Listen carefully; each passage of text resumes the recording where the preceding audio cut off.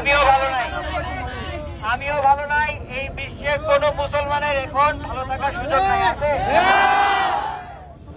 আমি নিজে জন্মিয়েছি মুসলমান হিসেবে, আপনারাও জন্মাইছেন কি হিসেবে?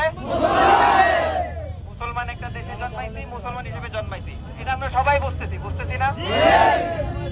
মুসলমান হিসেবে ফিলিস্তিনের মুসলিমরা যেই কষ্টে আছে তাদের জন্য প্রতিবাদ করা আমাদের দায়িত্ব। দায়িত্ব কি? অবশ্যই দায়িত্ব। এখন এটা ছাড়াও বাংলাদেশে আপনারা মুসলমান না? আমরা মুসলমান না? এখানে যারা চাকরি করে মুসলমান না? তাইলে এই মুসলমানদের প্রতি আমাদের দায়িত্ব আছে, আছে কি নাই? বাংলাদেশের মুসলমানদের প্রতি দায়িত্ব আছে।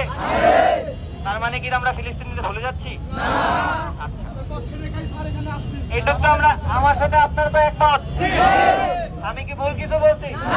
আচ্ছা, আপনারা এখানে গেটের সামনে চলে আসতেছেন, এটাতে কি প্রমাণ করতে চাচ্ছেন?